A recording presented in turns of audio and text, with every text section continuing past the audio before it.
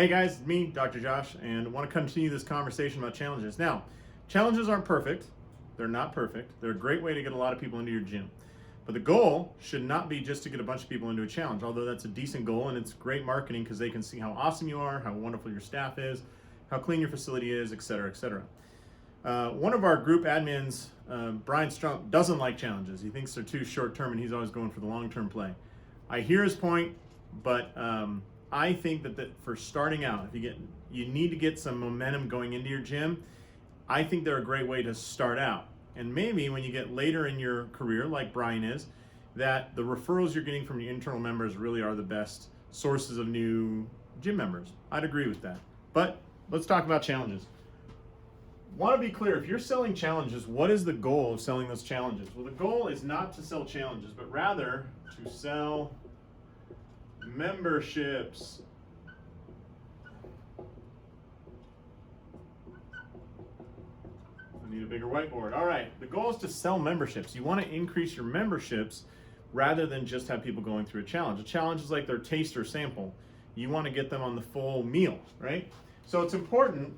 What you want to do is sell the memberships, sell those people, those challengers into memberships at specific points. And those specific points are at their accountability session during week 2, 3, or 4. Now, accountability sessions are a requirement of challenges. You have to do that, and actually that's what people pay for. Remember, they can find workouts anywhere. They can find Beachbody much cheaper than you, Peloton much cheaper than you. What they can't find is a great community of people and the accountability. So if you hold their feet to the fire, they're going to thank you for it, and they're going to pay a lot of money for that. So you should do weekly accountability sessions. If the goal is weight loss, these are just called weigh-ins. That's all it is. I mean, Weight Watchers built a whole business just on weigh-ins. Hell, they don't even have a gym. If this is for a running challenge or a sprinting challenge, or like, hey, decrease your 40 time, then all we're doing at these accountability sessions is timing them, getting that run on, and then talking about the results. Have you been doing the accessory training? Have you been doing your plyometric drills? Have you been getting plenty of sleep and rest? You just talk about those things so that the person remains accountable to you. Now, here's the important thing.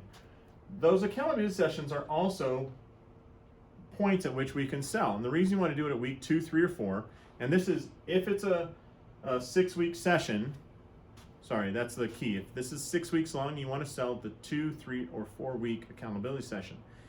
And what you're usually looking for is an opportunity when that person says, I feel great. I can't believe how much improvement I'm already seeing. I'm loving this place. All my friends love coming here.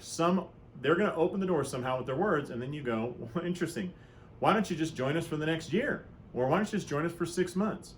So in the case of weight loss, it's very easy. Oftentimes by the 3rd or 4th week, the person will say, I can't believe it. I never lose weight, and I've already lost 12 pounds. Fantastic. You can go right into a talk of, well, if you've already lost 12 pounds, imagine what you'd be like if you stuck with us for six months. Or imagine what you'd be like a year from now. And if you can get that person to future pace themselves, they're very easy to sell into membership. Now, sometimes people want a special deal. So here's an easy thing to do. Take their challenge money, right? Let's say they paid, I don't know, $199 for the challenge.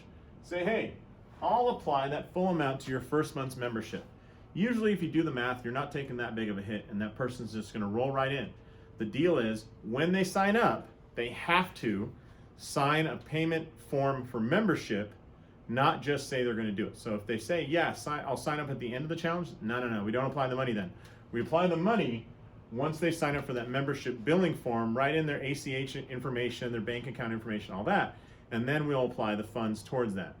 Usually, if your membership is, say, $249 a month, all that's going to happen is at the end of 6 weeks, they're going to get billed that extra $50, and you just roll from there. But you apply it all towards that membership. It seems like a deal to them. You get a member, they get a great place to train. They're already seeing results. It's just a perfect situation. So it's my little tip today about accountability sessions. If you're selling a 6-week challenge, sell during the 2nd, 3rd, or 4th week. If you wait till the 6th week, I've done it, you lose a lot of people because they don't come back.